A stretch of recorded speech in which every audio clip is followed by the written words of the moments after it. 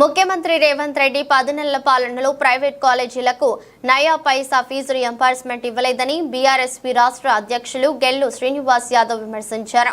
తెలంగాణ భవన్లో ఆదివారం ఆయన మీడియాతో మాట్లాడారు. గ్రీన్ ఛానల్ ద్వారా మొత్తం ఫీజు రియంబర్స్మెంట్ బకాయిలు చెల్లిస్తామని హామీ ఇచ్చిన రేవంత్ రెడ్డి విద్యాశాఖపై ఒక్క సమీక్ష కూడా పెట్టలేదని దుయ్యబట్టారు. 6,500 కోట్ల ఫీజు రియంబర్స్మెంట్ చెల్లించకుండా రాష్ట్రంలోని 12.50 లక్షల మంది విద్యార్థులను రేవంత్ సర్కార్ ఇబ్బందులకు గురి చేస్తుందని ధ్వజమెత్తారు. కేసీఆర్ తీసుకొచ్చిన ఓవర్సీస్ స్కాలర్షిప్ పథకాన్ని కాంగ్రెస్ సర్కార్ అమలు చేయకపోవడంతో విదేశీ విద్యకు విద్యార్థులు దూరం అవుతున్నారని మండిపడ్డారు.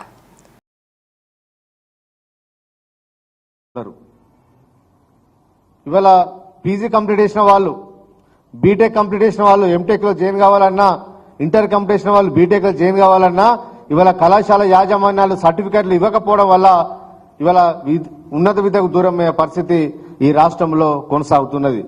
దీని మీద అనేక సార్లు ఫిర్యాదు చేసినా కూడా ఈ ప్రభుత్వానికి దున్నపోతు మీద వర్షం పడ్డట్టే ఉన్న తప్ప కొంచెం కూడా ఉలుకు లేదు, పలుకు లేదు.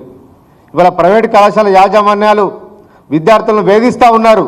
సర్టిఫికెట్లు ఇవ్వమంటే ఫీజు రియంబర్స్మెంట్ రాలేదు కాబట్టి మీరు డబ్బులు ఇచ్చి మాత్రమే సర్టిఫికెట్లు తీసుకోపోండి అని చెప్తే ఇవాళ అప్పులు వేసుకొని ఆస్తులు కుదబెట్టుకొని ఇవాళ డబ్బులు తీసుకొచ్చి ఇవాళ కాలేజీలలో కట్టుకొని ఇవాళ సర్టిఫికెట్లు తీసుకొని ఇవాళ ఉన్నత విద్యలో జాయిన్ అయ్యే పరిస్థితి వాళ్ళ ఈ రాష్ట్రంలో కనిపిస్తుందంటే ఈ ప్రభుత్వం చాలా విద్యార్థుల పట్ల, పేద విద్యార్థుల పట్ల దుర్మార్గంగా ఇవాళ వ్యవహరిస్తున్నట్టుగా ఇవాళ చాలా స్పష్టంగా కనిపిస్తూ ఉన్నది. ఇవాళ విద్యాశాఖ మంత్రి లేకపోవడం వల్ల విద్యా వ్యవస్థ మీద కనీసం ఒక రివ్యూ మీటింగ్ కూడా ఇవాళ ముఖ్యమంత్రి గారు పెట్టడం లేదు. కనీసం ఇవాళ విద్యా కమిషన్ ఏర్పాటు చేసిరు. విద్యా కమిషన్ ఏర్పాటు చేసినా ఇంతవరకు విద్యా కమిషన్ ఇవాళ జాడ లేదు. ఇవాళ విద్యా వ్యవస్థను చాలా ప్రక్షాళన చేస్తా మేధావినని మాట్లాడిన ఆకునూరి మురళి గారు ఇవాళ విద్యా కమిషన్ చైర్మన్ అయిన తర్వాత ఎక్కడ వేయండో ఇవాళ ఎవరు తెలియలేని పరిస్థితి. అదే ప్రైవేట్ విద్యా వ్యవస్థ కళాశాలలో, కార్పొరేట్ కాలేజీలైన నారాయణ శ్రీచైతన్య కళాశాల లోపల చాలా ఇబ్బందులకు గురవుతుందని చెప్పి విద్యార్థులందరూ ఇవాళ మహిళా కమిషన్కు రిప్రజెంటేషన్ ఇచ్చుకోవాల్సిన పరిస్థితి ఏర్పడ్డది.